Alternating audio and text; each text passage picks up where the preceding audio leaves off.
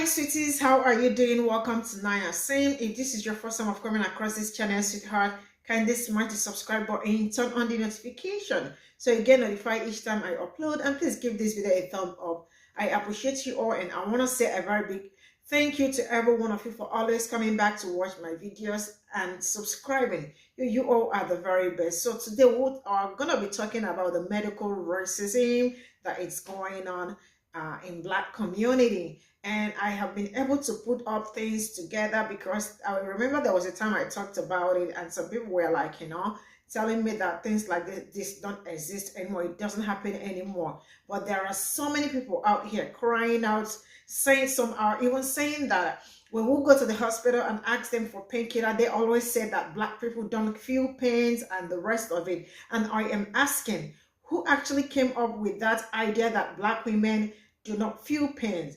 And some people with experiences with the white doctors, probably when they go to hospital and they don't give them the adequate care and all that, or they actually do not listen to their needs or listen to their problems. And also, there is actually another one where an experience where the white doctors watched a Black person bled to death. All this that I put up, and I want us to talk about it. And I am going to ask, why is this happening? Why is it happening to a lot of Black people? Because I have taken my time to read and all that. And I see Black people always going to Black doctors because they feel like they are going to understand them more. So they do not want to be attended, like they do not want white doctors and all that to attend to them because it does not go well. And I do not know why things like this are still happening in 21st century. And a lot of things are going wrong. People dying and wrong diagnosis and the rest of it. You know what? Go to the screen and let me roll the... As white doctors walked all around him, ignoring his critical condition. When they finally acknowledged his suffering, they still refused to help him. Why? Masio Snipes voted in Georgia's 1946 primary elections. He was the first Black man in his county to ever do so. Enraged, the KKK went to Snipes' house and shot him. But he was still alive when his mother found him. Wounded, Snipes and his mother walked 3 miles to the home of Snipes' white boss, but he refused to help. Desperate, the pair continued on to Snipes' sister's home. From there, his nephews drove him to the hospital, and things got much worse. Snipes waited in a cramped room while his life slipped away. 6 hours later, the doctor examined Snipes. Unbelievably, he refused him medical care. Why in the world would he do this? Blood. Snipes needed a blood transfusion, but the hospital didn't have any Black blood. Snipes bled to death slowly over 2 long days. We know Snipes could have lived had he received proper care. And we know medical racism still exists. A 2016 study showed that 73% of white medical students believed at least one myth about Black patients' body biologies. Think, how many of these students become doctors? Share this story and follow We Are Push Black for more Black history. Push Black is a Black-led nonprofit dedicated to raising up Black voices. And as a nonprofit, we rely on small donations from followers like you. With as little as $5 a month, you can help support Black-led media. Click the link in our bio to donate now. Okay, now let's talk about this. I mean, this particular one happened in 1946, if I am not mistaken. And from 1946 till 2023, what is the change? Did anything change? I think we are like Black Americans have been going in cycle and all that, and nothing really changed. It's still the same thing because what happened back then is still happening. The history is still repeating itself, and that really sucks. And not until we'll keep creating our awareness, we'll keep talking. Not until your own voices are heard. Let's continue and see what people are saying, because there are so many people with different stories and all that. So let's get into it. Medical Racism Part 1. Epidemiological data indicates that racial groups are unequally affected by diseases in terms of morbidity and mortality. This is not because different races have special diseases, but this has more to do with social disadvantages associated with race, such as socioeconomic status, receiving proper health care, and the structural racism embedded in the medical field. Part of the problem is that many medical standards and techniques still used today are based on untrue beliefs that black people and white people have different physiology.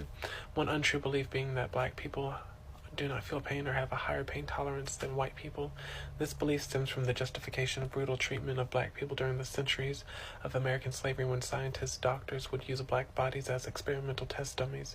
And this belief has trickled down through the years when, in a 2016 study, it was reported 50% of the medical students studied did not believe that black people feel the same pain as their white counterparts. Medical Racism Part 2. This belief that black people do not feel the same pain as their white counterparts leads to many black people not being prescribed proper painkillers or even proper anesthesia during surgery, and especially when it comes to the maternal death rates of black American women, which is 3 to 4 times that of their white counterparts. This is an issue when it comes to the healthcare field. If you are not listening to your patients, you are not doing your job, and you are failing them. This goes to show the very clear danger that is the construction of race and the deep-seated institution of racism. These beliefs are not necessarily directly related to racial prejudice, meaning that even people who report very positive racial attitudes still think that perhaps the black body is fundamentally biologically different from the white body. This even goes to show a failure in the educational system, especially in the medical field, where students are taught that there is no biological component to race, we should hope, but inherent racial bias and beliefs make it biological, contributing to medical racism. Read a lot about the ways slaves were used for medical experiments. Our former president, Thomas Jefferson, experimented with live cowpox vaccine on his slaves before using it on his family. There was one example of an experiment, some doctor, I assume, a pseudo doctor, pouring boiling water on a naked slave, trying to see if that would treat typhoid and pneumonia. He was a real physician, Walter Jones. He was a real physician. And then we have the notorious Dr. Marion Sims. Tell us about his experiments. Well, Dr. Sims was not alone. What he did was actually consonant with medical practice throughout the South. But I think he is alone in the scope and in his fame, because Dr. Sims used black people, enslaved usually, to perfect various treatments, which made him famous. I think probably the best example, the one that I devote the most space to, is a repair of vesicovaginal fistula, a terrible complication of childbirth during the Victorian era. After the ravages of labor, usually the child would die. In a woman who had vesicovaginal fistula, and she herself was left in a terrible state, incontinent of urine and feces permanently. And so Dr. Sims understood that were he able to surgically repair this, it would make his medical fortune. This is a condition that affected more black women than white, not because black women were constitutionally different from white women, but because black women were treated so badly. Because of their poor nutrition, they had vitamin D deficiency, which led to skeletal abnormalities that made childbirth very difficult for them. For example, and also young black women giving birth were younger than white women, because masters wanted their slave women to give birth early and frequently in order to increase their wealth. So Dr. Sims knew that if he could cure vesicovaginal fistula, it would make his medical fortune. And over 5 years, using up to 11 women, and performing 30 surgeries on one of them. Without anesthesia, he did find a way to repair this. And after he did this, he went to Paris, where he became the personal physician of Empress Eugenie, became the toast of Second Empire of Paris, then went on to right here to New York City, to the Academy of Medicine, where he was hailed as a medical hero, and from where he became the president of the American Medical Association. And yet both his surgical accomplishments and his fame were predicated on the savage abuse of captive black women. And one thing I point out in my book, and that I frequently talk about, is how often this has happened with people who we're taught to view as our medical heroes. Put a finger down if right after you turned 18, you found a lump in your right breast that was about double the size of 2/4, and that was really worrisome because your aunt, your grandma, and your great-grandma on your dad's side all had breast cancer and died at really young ages. So you called to book an appointment to get a breast exam, and hopefully they just automatically book you to get a biopsy because the lump was so large. But you had to see 5 doctors before you got your biopsy appointment, and 4 of the 5 doctors couldn't even find the lump and told you had no lump, and you had to show them where the lump is doing the breast exam for them.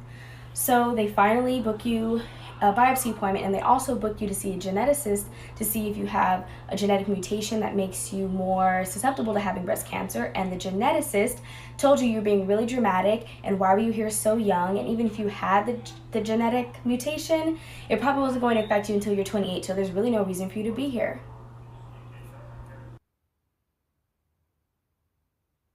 There's so much racism in the medical field. I have a friend who is a black woman in her 20s, no pre-existing conditions, randomly had a seizure recently, went to the emergency room and was like, what the fuck, I just had a seizure. And they were like, oh yeah, that'll happen, you're fine, go home. So then later, she was telling a black healthcare practitioner about this, and they were like, wait, they just sent you home? Like, no, that is not normal to just randomly start having seizures in your 20s. Like, they should have tested you for all of these things, what the fuck? And it's like horrifying, but unfortunately not surprising. Because statistically, doctors in emergency rooms are less likely to provide people of color with the necessary care.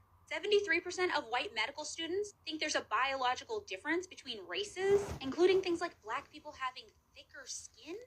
And the United States already has a really horrifying infant mortality rate. It gets twice as bad as other developed nations. The infant mortality rate for black babies is twice what it is for white ones. Black patients have lower life expectancy, higher blood pressure, and worse mental health. Not to mention the history of the United States doing medical experimentation on black citizens. So that we're clear, a black child, Naomi Wood, died in the care of the Christian Home for Troubled Girls that I survived as a teenager because they did not take seriously her stomach pains for over a month. They did not take her to the doctor. They did not consult with a doctor. They did not consider taking her to a doctor. They prayed for her and they gave her soup.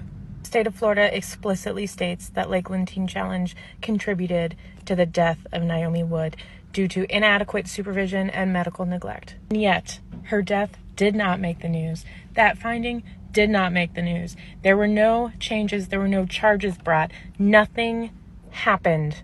And the directors are still responding to negative reviews saying that they're the reasons that we're still alive. If it were not for Lakeland Teen Challenge, and particularly these current directors, Dan and Holly Williams, Naomi Wood would still be alive. Their racism, lack of leadership, critical thinking skills, and basic human empathy caused the death of a child. Ooh, 10 out of 10 pain. All right, let me get you some meds for that. That sounds awful. 10 out of 10, really? Still? Actually, so you, 10 out of 10. you all have said so that when people ask me questions and all that, it is still happening. It is happening to this very moment.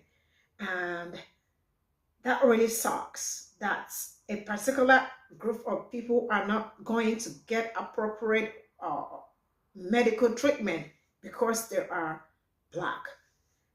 And I just don't know why all these are still happening presently. Anyways, this is where I am going to draw the curtain. Let me know what you all think in the comment section, and see you all in my next video. Bye for now.